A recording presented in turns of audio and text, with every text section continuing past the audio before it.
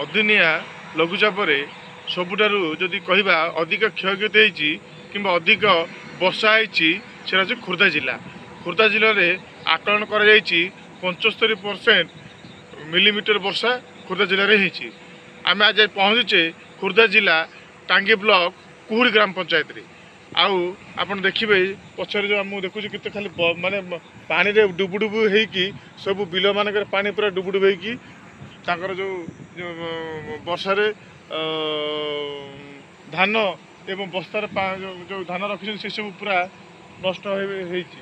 आम चल तो जीवा देखा से चाषी मानकर किसी प्रतिक्रिया जानिबा। चाष होची आम ओडिशा राज्य रे गोटे पारंपरिक वृत्ति। एही वृत्ति रे जनसाधारण निजको नियोजित करिथांती। चाष उपरे आम समस्ते निर्भर करते। से चाषी आज अवहेलित अवस्था रे मुंड उपरे हाथ रखिकी बसिछि।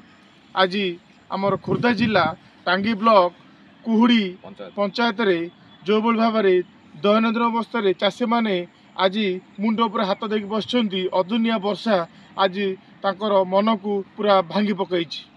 चाष उपर जो निर्भर करथुवा चाषी माने आज जो बल भाव में अवस्था रे गतिवाद करुछंती से सरकार उपर निर्भर करिछंती कि राज्य सरकार किभली भाव में ताकर एई दुख को बुझिबे। आमे आज आसीचे सही दैनिक अवस्था थिबा जने भाई चाषी भाई पाखकू ताकर टिके प्रतिक्रिया नेबा। आज आपन नाम कहतु। मो नाम होची अबनी कुमार परिडा। घर मोर कुहुड़ी कुहुड़ी पंचायत रे टांगी ब्लॉक कुहुड़ी पंचायत रे मो घर। किंतु मु 2 दिन है धान काटी थली किंतु ये वर्षा बीतीपात सकाशे मोर 14 माणी जमी मोर एठी पानी रे भासुची। जो पानी रे जो आपन जो मन में थिला जे मु चाषी जो धान उत्पादन करिकी मोर गुजराण मेंटेन करी एवं जहाँ जोटी बाकी करिकी जो चाष काम लगे सेटा को मु किभली भाव में ताकू निश्चय करी से विषय रे आपन कोन कहिबे। मु कोन करिबी मु तो ऋणी करिकी मो जमी जाक चाष करथिली किंतु मु ऋण मुक्त होई परिबनी। जदि सरकार चाहिबे मते किछि जदि सहायता अनुदान करिवे ताले मु ऋण मुक्त हेबी। आम घर कुहुड़ी टांगी ब्लॉक जिला हूँ खोर्धा। अदिनिया वर्षा सकाशे आमर जो क्षयक्षति होती ये माने धान धान जो अवस्था अच्छी से अवस्था देखिए आप ये करेंगे मुझे धार उधार कर ऋण करी सब नष्ट होगा पूरा संपूर्ण। ये मुख्यमंत्री टी साहय करूँ आम कि यार उपकृत कि हम। आपन केते माने बिल नष्ट होई जे बोले हमर 5 माने बिल सब बिल सब ई टाइप रो ये खराब होई। आपन जोगाण मंत्री कोन निवेदन करूंती कोन पे जोगाण मंत्री कि हमको साहाय्य कले आमे किंतु उपकृत ई सब ऋण रु उपकृत हबो। आ विजय कुमार करण कोगा घर कुहुड़ी लखेंद्रपुर। जो तमर जो मु देखुची आपनकर माने पाळ गदा हेजी से तळे बोधे बस्ता अछि से विषय कोन कहबे से कोन हे से भितर कोन अछि 40 बोरी आज्ञा पानी रे पूरा भेजी के आ किछि ना हाई काली बेंगळा पकैथलु मेसिन आनी की आ वर्षा टिपटी के हला तापर हमें नै पैलु ने पानी वर्षा 12 टारु जोरिया हला जोरिया भाबरे सब पानी रे भेजी हेजी राती सारा छता धरि जगी बोइछो बाळ होडे के कोन करू ते देखेबे आपन धानटा जो ये हेजी केमिति रखि हंदी जे आडे के देखेबे।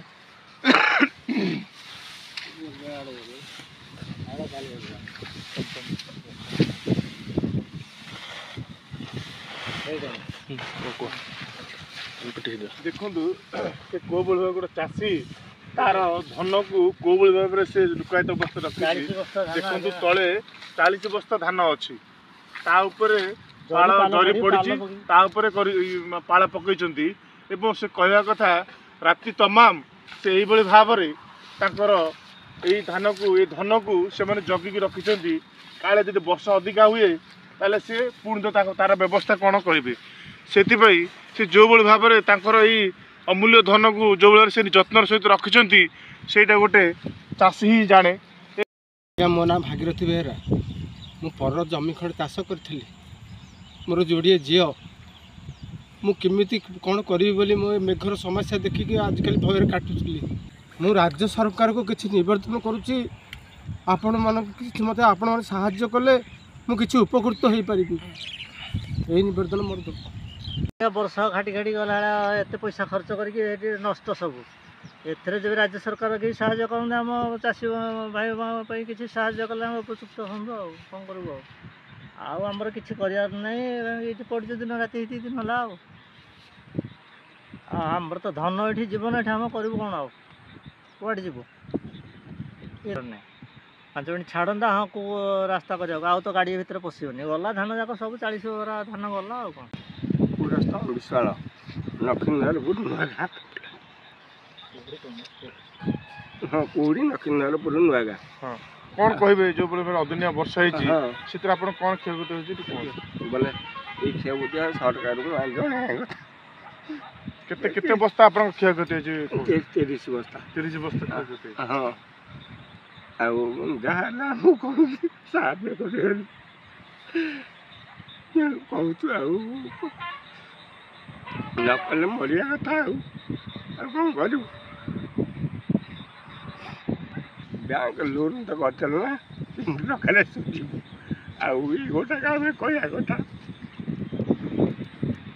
ହଁ ଏବେ ଆମକୁ କିଛି ସାହାଯ୍ୟ ନ କରିବେ କି ନ କରି ଇଏ କରିବେ ଆମେ ସରକାର ପାଖରେ ଯାଇକି ଆତ୍ମହତ୍ୟା କରିବୁ। ଆଉ କ'ଣ କରିବୁ ଉପାୟ ତ ନାହିଁ। ଏ ବାକି ସୁଝିବୁ କୁଆଡ଼ୁ। ମୋ ନାଁ ହେଉଛି ବସନ୍ତ ପ୍ରଧାନ। ଗ୍ରାମ କୁହୁଡ଼ି ଲକ୍ଷ୍ମୀନାରାୟଣପୁର। ମୋର 2.5 ମାଣ ଜମି ବେଙ୍ଗଳା ପକେଇକି ରଖିଥିଲି। ଆଉ ସେ କାଲି ଅଦିନିଆ ବର୍ଷା ଯୋଗୁଁ ସବୁ କ୍ଷୟକ୍ଷତି ହେଇଯାଇଛି। ବାହାରୁ ଟଙ୍କା ଆଣି ମୁଁ ସୁଧକୁ ଆଣିକିରି ଜମି କାମ ଉଠେଇଥିଲି। ମୋତେ କିଛି ସାହାଯ୍ୟ ସହାନୁଭୂତି ସରକାରଙ୍କ ମିଳିଲେ ମୁଁ ଚିରକୃତ ହେବି। ଯେଉଁ ଦୁଃଖଟା ଆପଣମାନଙ୍କୁ ଜଣାଇଲେ ଏବଂ ତାଙ୍କର ଗୋଟିଏ ବିଶ୍ୱାସ ସରକାର ତାଙ୍କ ପ୍ରତି ଟିକେ ଯଦି ଦୟା କରନ୍ତେ ତାହେଲେ ତାଙ୍କର ଯେଉଁଭଳି ଅଭାବନୀୟ ଘଟଣା ଘଟିଛି ଯେଉଁଭଳି ତାଙ୍କର ପରିସ୍ଥିତି ପଡ଼ିଛି ସେଟାକୁ ଟିକେ ଆଗକୁ ବଢ଼ିପାରିବେ। କିନ୍ତୁ ସରକାର କ'ଣ କରୁଛନ୍ତି କିଭଳି ଭାବରେ ତାଙ୍କର ଧାନକୁ ସୁରକ୍ଷିତ କରିଛନ୍ତି।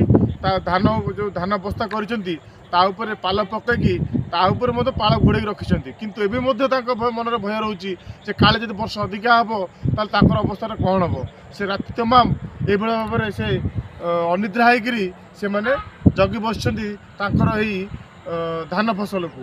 କିନ୍ତୁ ଦୁଃଖର ବିଷୟ ଯେଉଁଭଳି ଭାବରେ ସେମାନେ ତାଙ୍କର ପ୍ରତିକ୍ରିୟା ଦେଇଛନ୍ତି ସମସ୍ତଙ୍କୁ ଏଇଟା ମନକୁ ଛୁଇଁଛି। କିନ୍ତୁ ମନକୁ ଛୁଇଁଛି କିନ୍ତୁ ସରକାରଙ୍କ ମନକୁ କେବେ ଛୁଇଁବ ଏବଂ ସରକାର ତାଙ୍କର ଏ ଦୁଃଖକୁ କେବେ ବୁଝିବେ ସେଇଟା ବାକି ଅଛି। କୁହୁଡ଼ିରୁ ରମେଶ ଚନ୍ଦ୍ର ନାଇଡ଼ୁ, ଜ୍ୟୋତି ପ୍ରଭା ନ୍ୟୁଜ୍।